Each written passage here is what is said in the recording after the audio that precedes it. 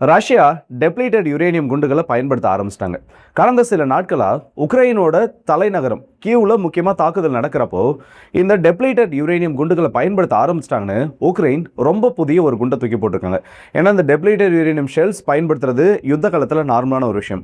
ஆனால் ஒரு குறிப்பிட்ட ஒரு பகுதி ஏவுகணை தாக்குதல் நடத்தப்படுறப்பவோ இல்லை ஏதாச்சும் ஒரு இடத்த டார்கெட்டட் ஸ்ட்ரைக் நடத்துகிறப்பவோ இந்த குண்டுகளானது பெரிதும் பயன்படுத்தப்படாது. ஏன்னா இதோட சோல் பர்பஸ் என்னன்னா ஹார்ட் அண்ட் ஸ்ட்ரக்சர்ஸாக இருக்கக்கூடிய பீரங்கிகளையும் சில முக்கியமான பங்கர்ஸ் அழிக்கிறதுக்காக தான் இது பயன்படுத்தப்படும். ஆனால் இப்படிப்பட்ட ஒரு குற்றச்சாட்டை உக்ரைன் வச்சிருக்காங்கன்னா இது ஈஸியாக எடுத்துக்கிறது ஒன்று கிடையாது.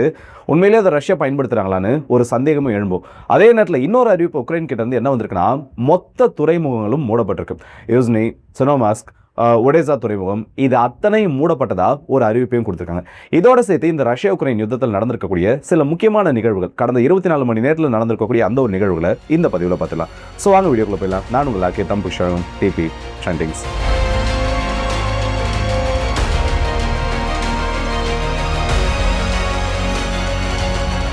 நேற்று கம்யூனிட்டி போஸ்ட்டில் ஒரு விஷயத்தை போட்டிருப்போம். ரஷ்யாவோட 5ஆம் தலைமுறை போர் விமானமாக இருக்கக்கூடிய Su-57 கிராஷ் ஆயிடுச்சுன்னு.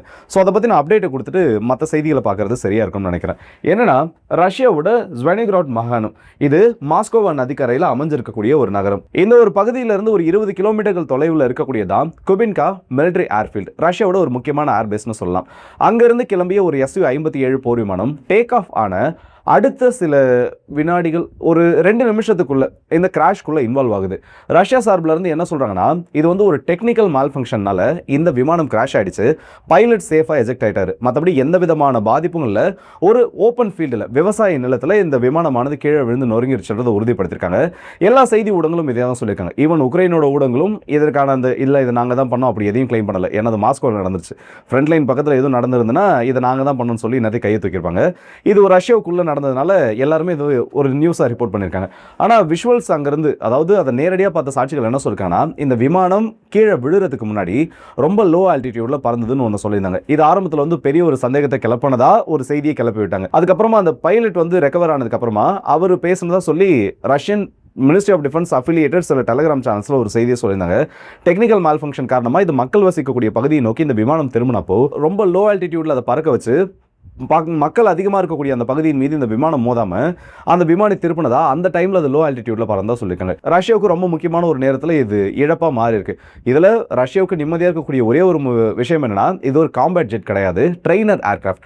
அது இழப்பு ஏற்பட்டதுனால இவங்களோட மிலிட்டரி ஆப்ரேஷன்ஸ் இப்போ ஆன் த ஃபீல்டு நடக்கக்கூடிய எந்த ஒரு ஆப்ரேஷன்ஸ்க்கும் பாதிப்பு வராது. ஆனால் பைலட்ஸை ட்ரைனிங் பண்ணுறது அதற்கு பின்னாடி நடக்கக்கூடிய நிகழ்வுகளில் சின்ன ஒரு பின்னடைவை இது உருவாக்கும். ஏன்னா லிமிடெட் நம்பர் ஆஃப் ட்ரைனர் ஜெட்ஸும் அவங்க கிட்ட ரொம்ப கம்மியாக தான் இருந்திருக்கு. ரொம்ப லிமிடெட் நம்பர் இருக்கிறதுனால அதில் சில பாதிப்புகளை கொடுக்கும். சரி, இப்போ ஒடேசா துறைமுகத்தோட நிலைமை என்ன? ஒடேசா துறைமுகம் கடந்த சில நாட்களாக தொடர்ந்து ரஷ்யாவோட தாக்குதலுக்கு உள்ளாக்கப்பட்டுச்சு. ஏன்பா நீயும் டெய்லி இதே தான் சொல்கிற, ரஷ்யா வந்து தொடர்ந்து தாக்குறாங்கன்னு. ஒரு துறைமுகத்தை எவ்வளோ நாள் தான்பா தாக்குவாங்கன்னு சொல்லி அந்த ஃப்ரஸ்ட்ரேஷன் உங்களுக்கு இருக்கலாம், எனக்கும் இருக்குது. ஆனால் வேற வழியில் டெய்லி இந்த சம்பவம் நடந்திருக்கு. நேற்றும் திரும்ப தாக்குதல் நடந்திருக்காங்க. என்னன்னு பார்த்தோன்னா 5X-69 வகை ஏவுகணைகள், இதில் 2 இன்டர்செப்ட் பண்ணப்பட்டிருக்கு, கீழே 3 இம்பாக்டை ஏற்பட்டிருக்கு. P-800 ஆனிக்ஸ் பிரம்மோஸோட அந்த இன்னொரு வெர்ஷனை பொறுத்த வரைக்கும் 3 ஏவுகணைகள் வீசப்பட்டு அதில் 2 ஏவுகணைகள் டார்கெட்டை விட்டு மிஸ் ஆனதாகவும் ஒரு ஏவுகணை கீழே இம்பாக்டை ஏற்படுத்ததாகவும் செய்திகள் வந்திருக்கு. ரஷ்யா வந்து இது இன்னும் அஃபிஷியலாக கன்ஃபார்ம் பண்ணல. ஜெரான் ட்ரோன்ஸை பொறுத்த வரைக்கும் 38 ட்ரோன்கள் இந்த துறைமுக பகுதியை நோக்கி வீசப்பட்டிருக்கு.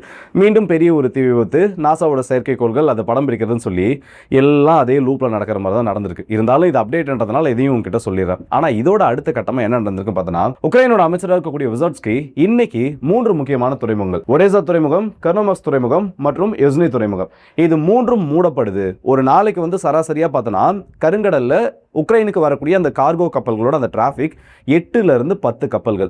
ஒரு ஒடேசா துறைமுகத்துக்கு மட்டுமே 5 கப்பல்கள், மீதம் இருக்கக்கூடிய கர்னோமாக்ஸ், யுஸ்னி போன்ற துறைமுகங்களுக்கு 2 அல்லது 3, ஓவராலாக வந்து ஒரு நாளைக்கு 10 கப்பல் வந்துட்டு போயிருந்தது. இந்த டிராஃபிக்கை ஹேண்டில் பண்ணிட்டு இருந்தாங்க.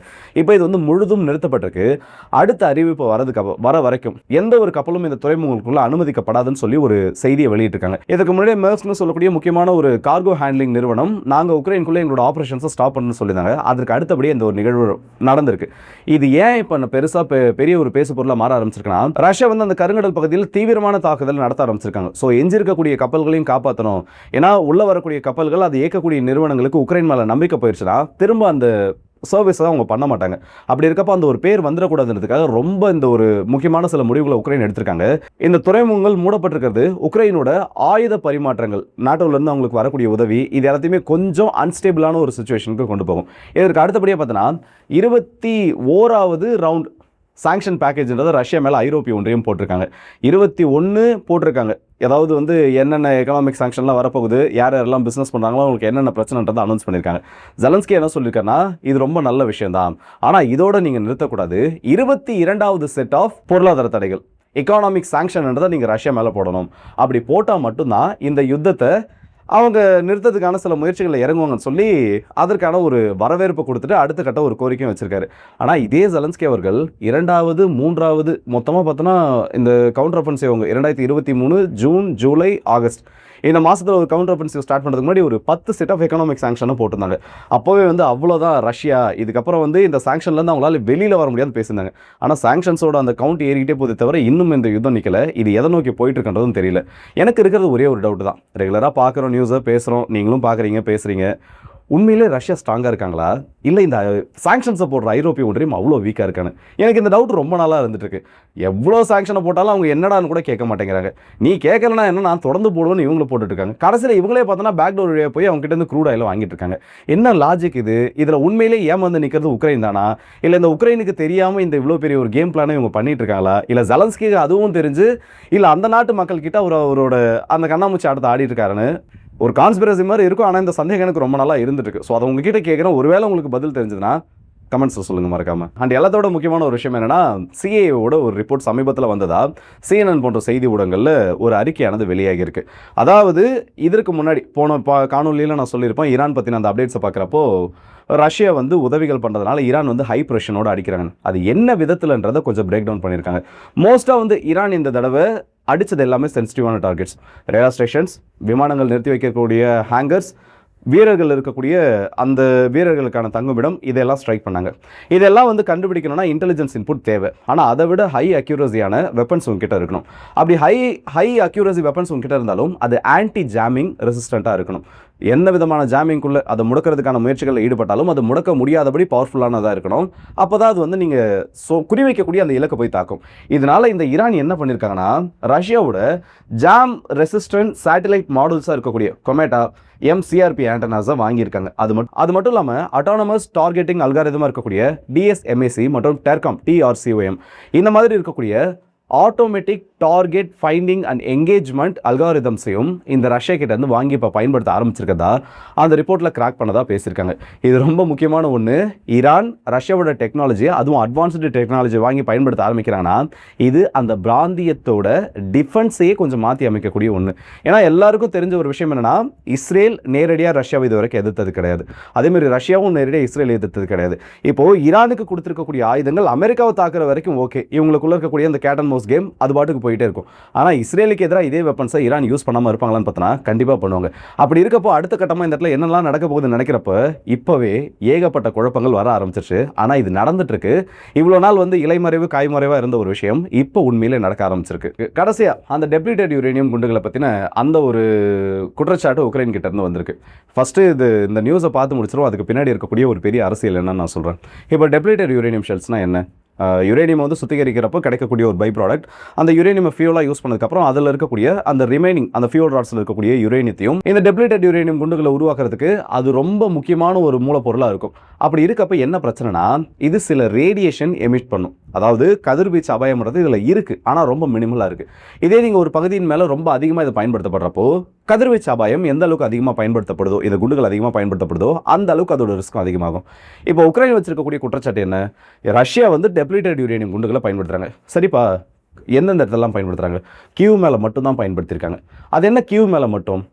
தாக்குறதுக்கு அவ்வளோ இடங்கள் இருக்குது, தலைநகரத்தை மட்டும் குறி வைக்கிறதுக்கான காரணம் என்ன தேடி பார்க்குறப்ப தான் இந்த விசார் ஃபேக்டரி உள்ளே வருது. ஆல்ரெடி பெரிய ஒரு அனௌன்ஸ்மெண்ட் ரஷ்யா கிட்டேருந்து வந்தது. அமெரிக்காவோட சில சீக்ரெட் வெப்பன்ஸையும் டெப்ளீட்டட் யுரேனியம் குண்டுகள் அமெரிக்கா மற்றும் ஐரோப்பிய ஒன்றியம் கிட்ட இருந்து கொடுக்கப்பட்ட அந்த குண்டுகளையும் உக்ரைன் இங்கே தான் சேகரித்து வச்சுருக்காங்க. அதன் மீது நாங்கள் தாக்குதல் நடத்தணும். கிட்டத்தட்ட 5 நாட்கள் வரைக்கும் அந்த ஃபேக்ட்ரி எரிஞ்சிட்டுன்றது ரஷ்யாவோட ஒரு அறிவிப்பு. இப்போ அதே ஒரு குற்றச்சாட்டை, அதாவது அந்த ஃபேக்டரியை மறைச்சிட்டு ரஷ்யா மேலே டெப்ளீட்டட் யூரேனியம் ஷெல்ஸை பயன்படுத்துறாங்க, அதனால கீவில் பிரச்சனை வரதுக்கு வாய்ப்பு இருக்குன்னு உக்ரைன் இந்த பிளேட்டை திருப்பி போடுறதுக்கான வாய்ப்புகள் இருக்கலாம். நம்மளால் இல்லைன்றதை மறுக்க முடியாது. ஃபேக்டரி அடி வாங்குது, ரஷ்யா பண்ணதா சொல்கிறாங்க, டெப்ளீட்டட் யூரேனியம் குண்டுகள், ரேடியேஷன். பக்கா ஸ்கெட்ச் இல்லை. இதை இப்போ ஜெலன்ஸ்கி ஒரு குற்றச்சாட்டாக வச்சிருக்காரு. ஆனால் இது எந்த அளவுக்கு வெளியில் பெரிய பேசு பொருளாக மாறப்போகுதுன்னு தெரியல. ஏன்னா அங்கே கியூவிலேருந்து வரக்கூடிய விஷுவல்ஸ் இல்லை ஆல்ரெடி அந்த ஃபேக்ட்ரி எரிஞ்சதுக்கப்புறமா அந்த விஷுவல்ஸ் எல்லாத்தையுமே அங்கே இருக்கக்கூடிய ரியாலிட்டியை வெளியில் காமிச்சிருச்சு. அப்படி இருக்கப்போ எந்த அளவுக்கு இது மற்ற நாடுகளில் செய்தியாக மாறுன்றது தெரியல. சைக்காலஜிக்கல் ஆப்ரேஷனுக்காக பண்ணாங்களா, இல்லை அங்கே ரேடியேஷன் பாதிப்பு வந்து அதை மேனேஜ் பண்ணுறதுக்கு ரஷ்யா மேலே பழிய தூக்கி போகிறதுக்காக இதை பண்ணாங்கன்னு தெரியல. ஆனால் இதை இப்போ உக்ரைன் பண்ணிட்டு இருக்காங்க. ஸோ இதை பற்றி உங்களோட கருத்துக்கள் சொல்லி மறக்காம கமெண்ட் செக்ஷன் சொல்லுங்கள். அந்த அடுத்த வீடியோ சந்திப்போம். அது விடைபெறுவது உங்கள் ஆர்கே.